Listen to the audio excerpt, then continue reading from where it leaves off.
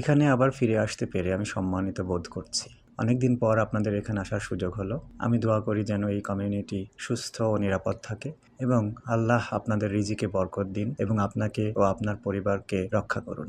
আজকের খুতবায় আমি এমন দুটি বিষয়কে যুক্ত করতে চাই যা প্রথম নজরে একে অপরের সাথে যুক্ত বলে মনে হয় না, এবং শুরুতে এটি কী বিষয় তা আপনাদের না বলে আমরা যত সামনে এগোবো তত এটি আপনাদের সামনে উন্মোচিত হতে থাকবে এবং ইনশাআল্লাহ আমি যে বিষয়টি বোঝানোর চেষ্টা করছি তা আপনারা দেখতে পাবেন। আমি যা দিয়ে শুরু করতে যাচ্ছি তা হলো মুসা আলাইহিওয়াসাল্লাম এবং নূহ আলাইহিওয়াসাল্লামের গল্পের মধ্যে সাধারণ কিছু মিল। মুসা আলাইসাল্লাম এবং নূহ আলাইসাল্লামের গল্পে আপনারা দুটি দৃশ্যমান উপাদান দেখতে পাবেন, দুটি বিষয় যা একে অপরের সাথে মিল রয়েছে বলে মনে হয়। এর একটি হলো সমুদ্র আর অন্যটি হলো পাহাড়। মুসা আলাইসাল্লামের গল্পে আমরা জানি যে যখন ফেরাউন তাকে ধাওয়া করেছিল, আল্লাহ মুসা এবং বনি ইসরাইলের জন্য সমুদ্র উন্মুক্ত করে দিয়েছিলেন এবং তারা পার হয়ে গিয়েছিল আর ফেরাউন সমুদ্রের ভেতরে ডুবে মারা যায়। আমরা এও জানি যে নূহ আলাইসাল্লামের গল্পে এটি একমাত্র অন্য গল্প যেখানে প্লাবন বা ডুবে যাওয়াকে অবাধ্য জাতির জন্য শাস্তি হিসেবে দেওয়া হয়েছে এবং যারা নূহ আলাইসাল্লামকে অবিশ্বাস করেছিল তারা ডুবে গিয়েছিল। মুসা আলাইসাল্লামের মিশনের শুরুতে আল্লাহ আজ্জা ওয়াজাল তার সাথে পাহাড়ে কথা বলেছিলেন।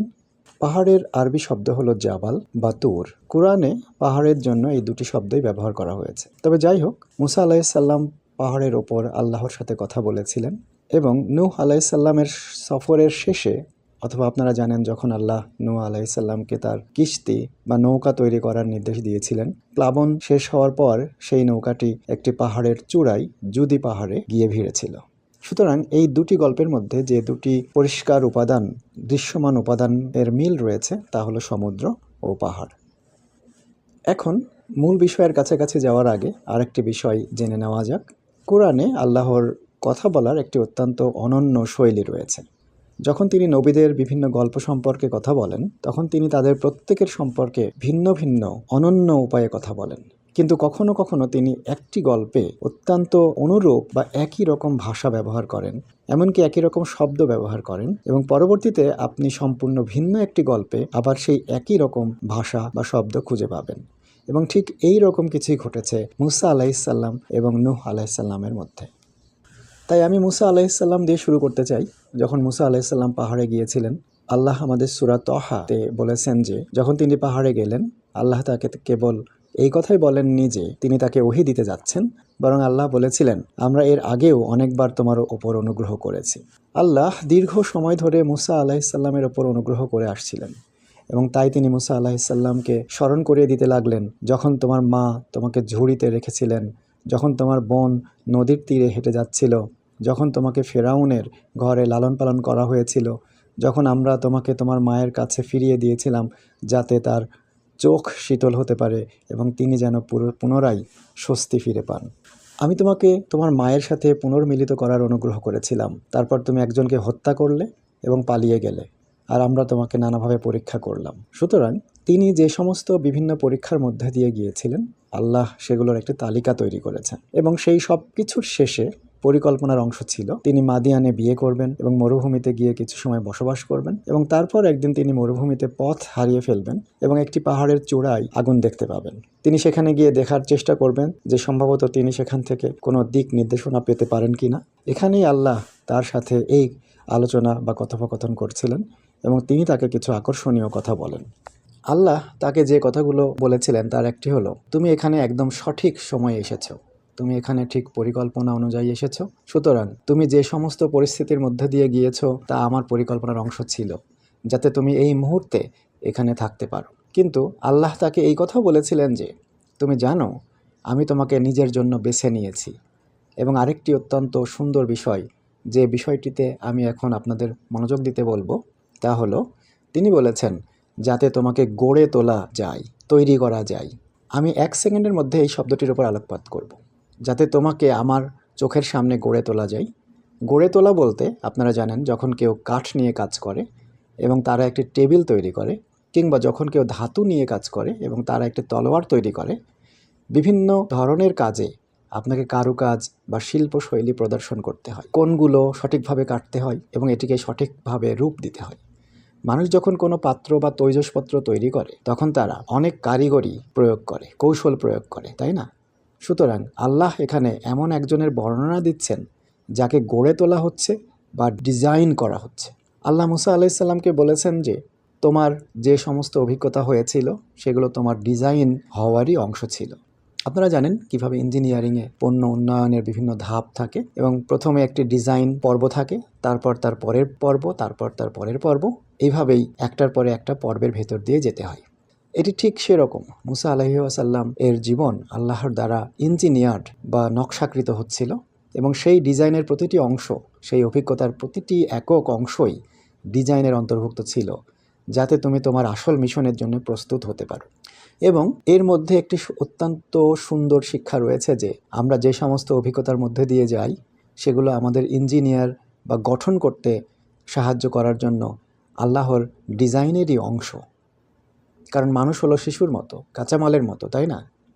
এটি কাঁচামালের মতো এবং আল্লাহ যখন আমাদের এই সমস্ত অভিজ্ঞতার মধ্যে দিয়ে নিয়ে যান তখন আসলে সেই প্রতিটি অভিজ্ঞতা আমাদের বোধশক্তি তৈরি করতে শুরু করে, আমাদের পরিপক্কতা বাড়ায়, আমাদের অভিজ্ঞতাকে সমৃদ্ধ করে। কখনো কখনো আপনি কষ্টের মধ্য দিয়ে যাওয়ার মাধ্যমে শক্তি অর্জন করেন, তাই না? এটি কেবল আল্লাহরই ডিজাইন। উদাহরণস্বরূপ যারা দৌড়বিদ বা অ্যাথলেট তারা যদি নিজেদের উন্নতি করতে চায় তবে তাদের উন্নতির পূর্বশর্ত নিজের স্ট্যামিনার চেয়েও বেশি জোর দিতে হয়, তাই না? এবং এভাবেই তাদের আরও ভালো এবং আরও চমৎকার পারফর্ম করার জন্য তৈরি করা হয়। তাই আল্লাহ তাকে বলেছেন যাতে তোমাকে আমার চোখের সামনে গড়ে তোলা বা ইঞ্জিনিয়ার করা যায়। এবং আমি চাই আপনারা এই শব্দ সমষ্টিটি মনে রাখুন, আমার চোখের সামনে গড়ে তোলা। এখন আমি আপনাদের সংযোগের কথা বলেছিলাম, মুসা আলাইহিসসালাম এবং নূহ আলাইহিসসালামের মধ্যে কোনো এক ধরনের সংযোগ রয়েছে। আমি আপনাদের মুসা আলাইহিসসালামের গল্পের পাহাড় ও সমুদ্রের কথা বলেছিলাম এবং নূহ আলাইহিসসালামের গল্পের পাহাড় ও সমুদ্রের কথা বলেছিলাম। তারপর আমি আপনাদের বলেছিলাম যে মুসা আলাইহিসসালামকে আল্লাহ বলেছেন যাতে তোমাকে আমার চোখের সামনে গড়ে তোলা যায়। এবং এরপর আপনি নূহ আলাইহিসসালামের গল্পেও একটি অনুরূপ শব্দ সমষ্টি খুঁজে পাবেন। যখন আপনি নূহ আলাইহিসসালামের গল্পের দিকে তাকান, আল্লাহ তাকে এই নৌকাটি তৈরি করতে বলেছিলেন যা ছিল একটি অদ্ভুত নির্দেশ, কারণ আশেপাশে কোথাও কোনো পানি ছিল না। আমি কেন একটি নৌকা তৈরি করছি এবং কেন? কেউ তো নৌকা তৈরি করতেও জানে না।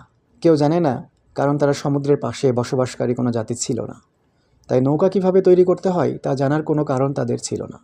তাই আল্লাহ তাদের ওহী দেন এবং বলেন আমাদের চোখের সামনে এই নৌকাটি তৈরি বা ইঞ্জিনিয়ার করো। মুসা আলাইহিসসালামকে বলা হয়েছিল আমি তোমাকে আমার চোখের সামনে ইঞ্জিনিয়ার করেছি, তৈরি করেছি।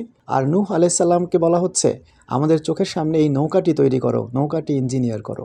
সুতরাং এই দুটি গল্পের মধ্যে এই শব্দ সমষ্টিটিও অনুরূপ। এখন আসুন নূহ আলাইহিসসালামের ওপর কিছুক্ষণের জন্য মনোযোগ দেওয়া যাক। যখন তাকে নৌকাটি ইঞ্জিনিয়ার করতে বলা হচ্ছিল তখন তার চারপাশের সবাই, যারা ইতিমধ্যে তাকে পাগল বলেছিল, যারা ইতিমধ্যে বহু প্রজন্ম ধরে তাকে অপমান করে আসছিল, প্রকৃতপক্ষে আমরা কোরআনে যে সমস্ত ইঙ্গিত পাই তার কিছু হলো মানুষ নূহ আলাইহিসসালামকে অবিশ্বাস করত, তারপর তারা বিয়ে করত, তাদের সন্তান হতো, তাদের সন্তানেরা আবার তাকে অবিশ্বাস করত, তারা আবার বিয়ে করত, তাদের সন্তান হতো, তাদের সন্তানদের নিয়ে এসে তারা বলতো এই পাগল বুড়োর কথা শুনো না, এবং তারপর সেই সন্তানরা বড় হতো, তারা বিয়ে করতো, তাদের সন্তান হতো, তারা তাদের সন্তানদের নিয়ে এসে বলতো আমার বাবা আমাকে বলেছিল এই পাগল বুড়োর কথা না শুনতে। এভাবে প্রজন্মের পর প্রজন্ম নূহ আলাইহিসসালামকে অপমান করা হয়েছিল। কিন্তু এখন 950 বছর পর আল্লাহ তাকে বলেছেন একটি নৌকা তৈরি করতে, এবং তারা তার দিকে তাকাচ্ছে যখন তিনি নৌকাটি তৈরি করছেন এবং বলছে আমরা তো আগেই বলেছিলাম সে পাগল, এটিই তার করা সবচেয়ে পাগলামি জিনিস, তাই না? সুতরাং নূহ আলাইহিসসালামের বিরুদ্ধে অন্যতম বড় অভিযোগ ছিল যে তিনি মানসিক ভারসাম্যহীন। প্রসঙ্গত একই অভিযোগ মুসা আলাইহিসসালামের বিরুদ্ধেও করা হয়েছিল, তাকে উন্মাদ বলা হয়েছিল। তবে যাই হোক, তিনি আল্লাহর নজরদারিতে এই নৌকা তৈরি করেছেন বা তৈরি করছেন। কিন্তু তিনি এটি অর্থাৎ নৌকাটি যত তৈরি করছেন মানুষ তাকে নিয়ে তত বেশি উপহাস করছে। প্রতিদিন তিনি এর ওপর কাজ করছেন।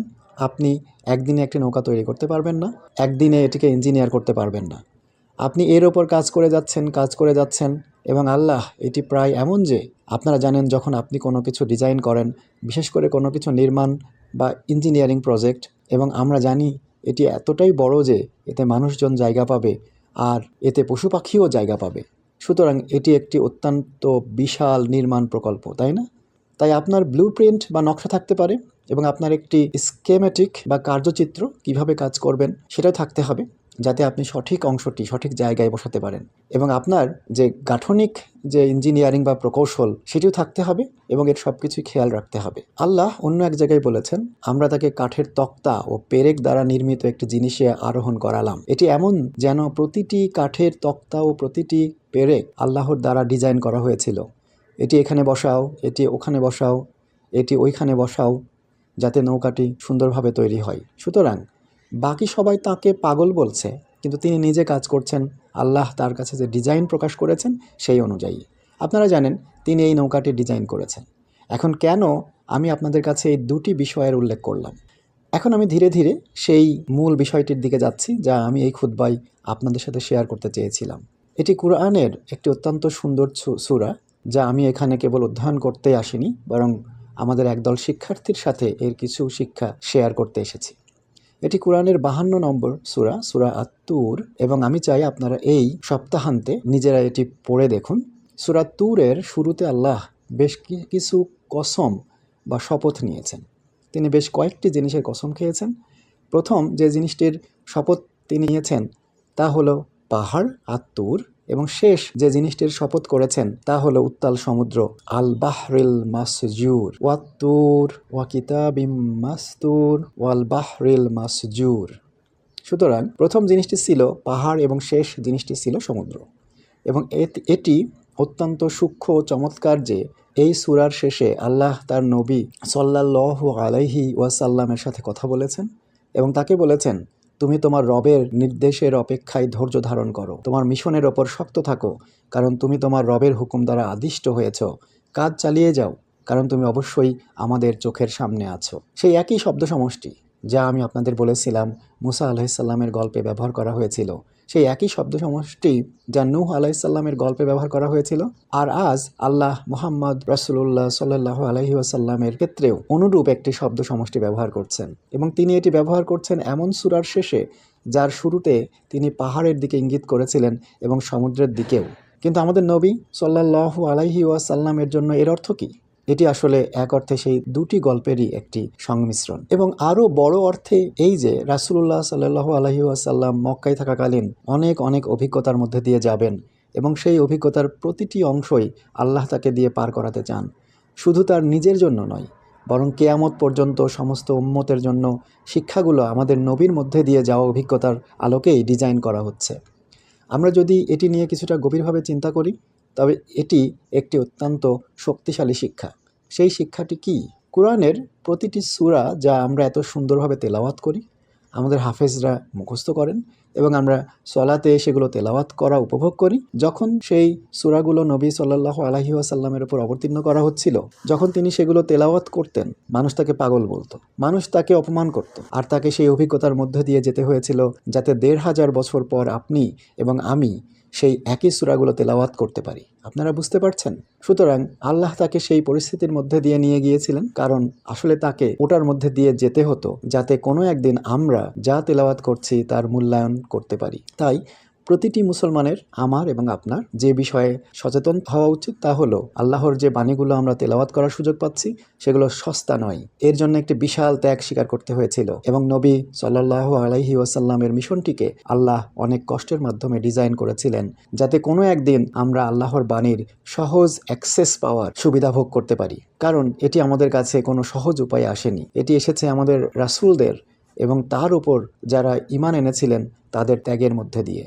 অন্য বিষয়টি হলো এই উভয় গল্পেই, বিশেষ করে নূহ আলাইহিসসালামের গল্পে তাকে এই নৌকাটি তৈরি করতে বলা হয়েছিল। কিন্তু কেন তাকে নৌকাটি তৈরি করতে বলা হচ্ছিল? কারণ আল্লাহর আযাব খুবই কাছাকাছি ছিল, আল্লাহর আযাব অত্যন্ত নিকটবর্তী ছিল। সুতরাং দুটি জিনিস কাছাকাছি আসছিল এবং বৃদ্ধি পাচ্ছিল।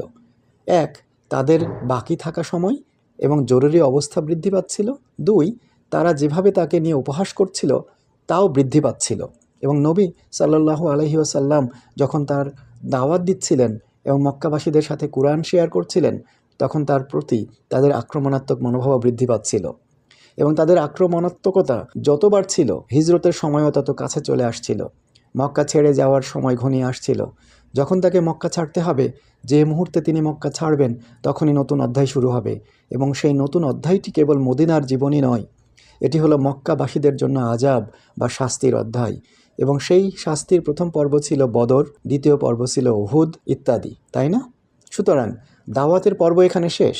এখন তাদের জন্য আল্লাহর শাস্তি শুরু হবে। নূহ আলাইসাল্লামকে নৌকা তৈরি করতে হয়েছিল এবং তার পরপরই আল্লাহর শাস্তি এসেছিল। নবী সাল্লাল্লাহু আলাইহি সাল্লামকে বলা হচ্ছে, তুমি তোমার মিশনে অবিচল থাকো, আমরা দেখছি।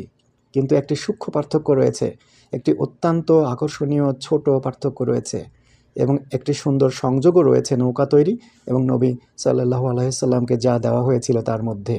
যখন আল্লাহ বলেন আমাদের চোখের সামনে নৌকাটি তৈরি করো, তখন কি এটাও বোঝানো হয়েছিল যে আমরা প্রতিটি একটি একটি করে পেরেক, একটি একটি করে কাঠের টুকরা নজরদারিতে রাখব?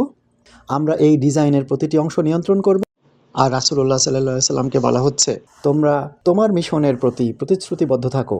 মানুষ তোমাকে যাই বলুক না কেন, তারা তোমাকে যতই পাগল বলুক না কেন, তোমাকে যে অপমানই করুক না কেন, তুমি সামনে এগিয়ে যাও, পিছিয়ে যেও না। কারণ তোমার নেওয়া প্রতিটি পদক্ষেপ আমাদের দ্বারা ডিজাইন করা হচ্ছে। তোমার নেওয়া প্রতিটি একক পদক্ষেপ আমাদের দ্বারা তৈরি করা হচ্ছে, ডিজাইন করা হচ্ছে এবং নজরদারিতে রাখা হচ্ছে। সুতরাং মনে করো না যে এই মানুষদের কোনো নিয়ন্ত্রণ আছে। মনে করো না যে এই মানুষগুলো কোনো ব্যর্থতা ডেকে আনতে পারবে। তারা কিছুই করতে পারবে না। তুমি কেবল যা করছো তাই করে যাও। তোমার মিশন এটাই এবং অন্য কে কী বলল তাতে কিছু আসে যায় না। সুতরাং এটি প্রায় এমন যেন নবী সাল্লাল্লাহু আলাইহি ওয়াসাল্লাম যখন তার করা কাজের কথা ভাবছেন, তখন নূহ আলাইহিস সালাম যেভাবে নৌকা তৈরি করছিলেন তার সাথে সংযোগ না করে তিনি পারছেন না। কিন্তু সেটার সমস্যা ছিল, আপনি যত বেশি নৌকা তৈরি করবেন শাস্তির তত কাছাকাছি পৌঁছবেন।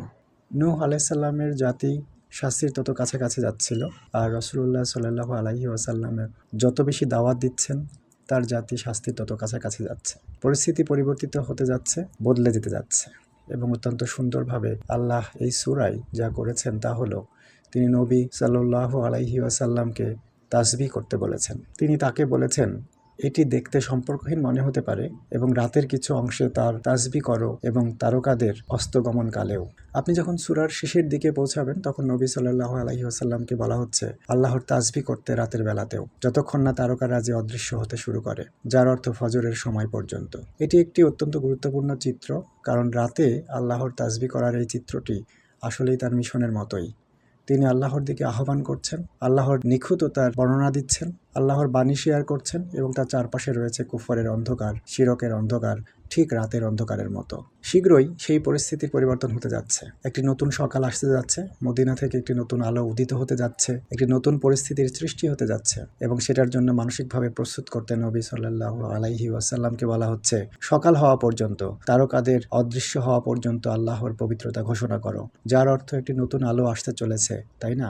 সুতরাং এর মধ্যে একটি সূক্ষ্ম ইঙ্গিত রয়েছে যে পরিস্থিতি পরিবর্তিত হতে যাচ্ছে। যতক্ষণ না আল্লাহর হুকুম আসে ততক্ষণ পর্যন্ত তুমি এটি করতে থাকো, ততক্ষণ পর্যন্ত কাজ চালিয়ে যাও। কিন্তু শীঘ্রই আমি তোমাকে একটি নতুন হুকুম দেব, একটি নতুন নিয়ম দেব, আর সেই নিয়মটি হবে হিজরত করার এবং তোমাকে চলে যেতে হবে।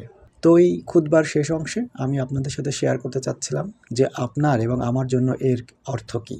এগুলো কেবল কিছু সংযোগ ছিল যা আমি আপনাদের দেখাতে চেয়েছিলাম যে কুরআনে কত সুন্দরভাবে এবং অত্যন্ত সূক্ষ্মভাবে জিনিসগুলোর মধ্যে সংযোগ তৈরি করা হয়েছে।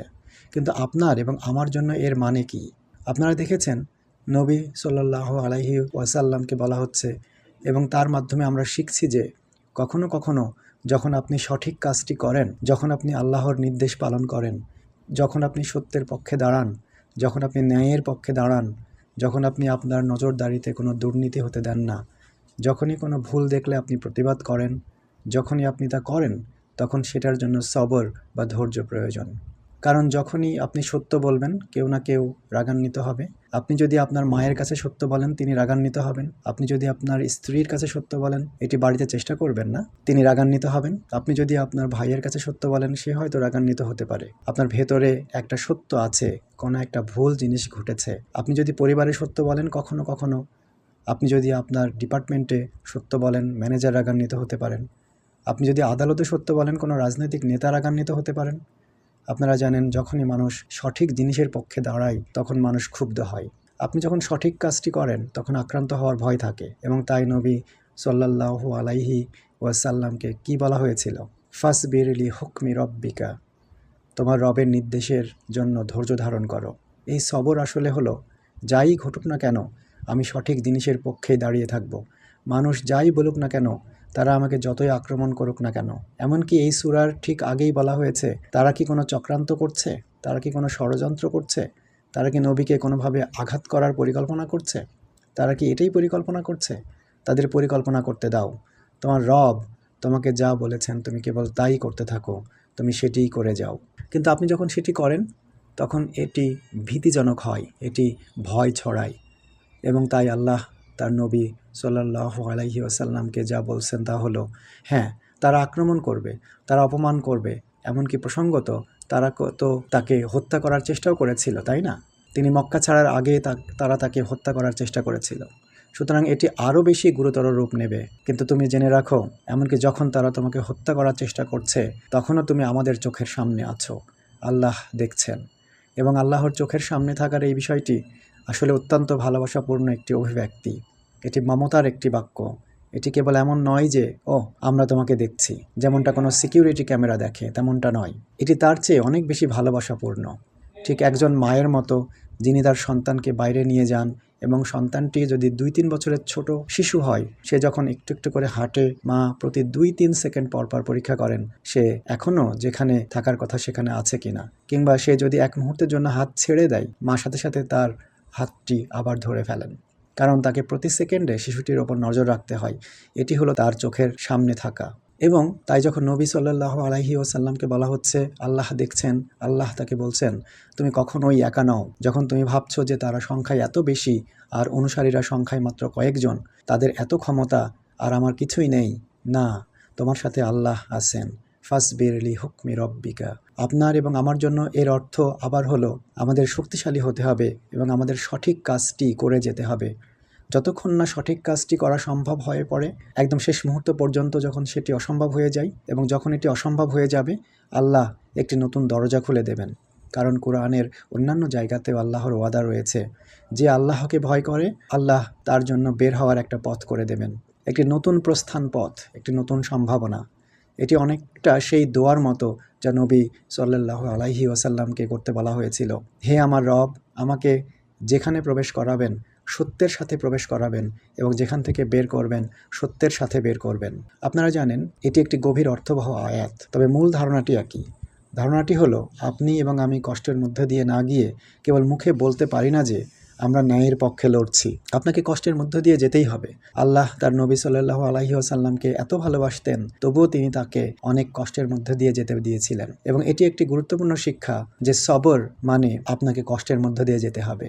এবং আমরা যখন সেই কষ্টের মধ্যে দিয়ে যাওয়ার জন্য প্রস্তুত হব, তখন মুসা আলাইহিসসালামের মতো, নূহ আলাইহি ওয়াসাল্লামের মতো এবং সবশেষে রাসূলুল্লাহ সাল্লাল্লাহু আলাইহি ওয়াসাল্লামের মতো আমরাও আল্লাহর চোখের সামনে থাকব, আল্লাহর নজরে থাকব।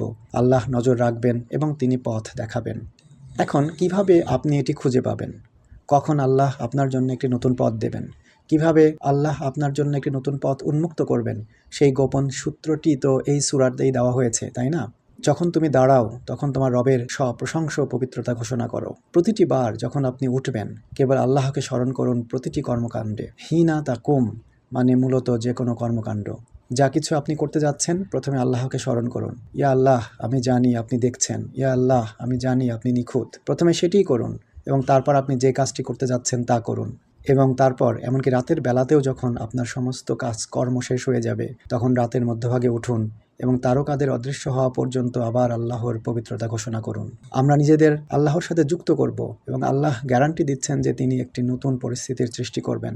তবে এটি কেবল আল্লাহর কাছে দোয়া করা নয়, এটি হলো ন্যায়ের পক্ষে দাঁড়ানো এবং আল্লাহর কাছে দোয়া করা।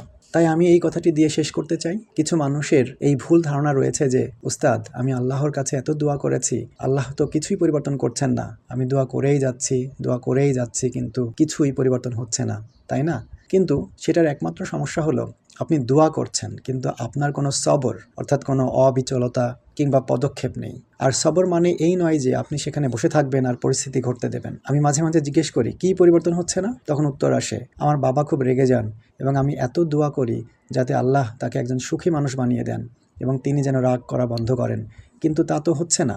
দোয়া করার উদ্দেশ্য অন্য কোনো মানুষকে পরিবর্তন করা নয়, তবে হয়তো আপনার কিছুটা সবর থাকা উচিত, যার অর্থ এই দাঁড়ায় যে আপনার বাবার সাথে তার রাগের সমস্যা নিয়ে আপনার কথা বলা উচিত। ওহ না, আমি তা করতে পারবো না। তাহলে দোয়া করা বন্ধ করবেন না, কারণ আপনার সেই সবরটুকু নেই। কারণ সবর দাবি করে যে আপনাকে সত্য বলতে হবে, সবর দাবি করে যে আপনাকে পরিস্থিতির মুখোমুখি হতে হবে, এবং সেটার সাথে থাকবে তাসবিহ, সেটার সাথে থাকবে দোয়া। এই দুটি জিনিস হাত ধরাধরি করে চলে। আপনি নিজে কিছুই করবেন না আর শুধু বলবেন ঠিক আছে আমি দোয়া করছি কিন্তু কিছুই পরিবর্তন হচ্ছে না, এমনটা হতে পারে না, আপনারা দেখেছেন। সুতরাং এই শক্তিশালী শিক্ষাটি নবী সাল্লাল্লাহু আলাইহি ওয়াসাল্লামকে দেওয়া হয়েছিল। তাকে শুধু কথা বলা হয়নি যে তুমি তাসবিহ করো, আল্লাহ তোমার শত্রুদের দূর করে দেবেন, না, ওয়াসরিব, সবর করো। তারা যে কথাগুলো বলছে সেগুলোর বিরুদ্ধে সবর করো, তবুও তাদের মুখোমুখি হও, তবুও তাদের সাথে সত্য শেয়ার করো, তাদের দ্বারা অপমানিত হও, এমনকি তাদের আক্রমণগুলোর মোকাবিলা করো। এই সব কিছুই ঘটবে, কিন্তু একই সাথে তাসবিহ চালিয়ে যাও। এই মানসিকতাটিকেই আমাকে তৈরি করতে হবে, এই চিন্তা প্রক্রিয়াটিই আমাকে গড়ে তুলতে হবে। এই চিন্তা প্রক্রিয়াটি মুসা আলাইসাল্লামকে দেওয়া হয়েছিল, এই মানসিকতাটিই নূহ আলাইসাল্লামকে দেওয়া হয়েছিল, এবং এটি চূড়ান্তভাবে তার পূর্ণাঙ্গ ও নিখুঁত রূপে রাসূলুল্লাহ সাল্লাল্লাহু আলাইহি ওয়াসাল্লামকে দেওয়া হয়েছিল। আল্লাহ যেন তার সুন্দর বাণীর মাধ্যমে আমাদের কর্ম, আমাদের চিন্তা এবং আমাদের অনুভূতিগুলোকে পরিচালিত করেন। আল্লাহ যেন আমার এবং আপনাদের জীবনে কুরআনের বরকত নাজিল করেন। বারাকাল্লাহু লি ওয়া লাকুম।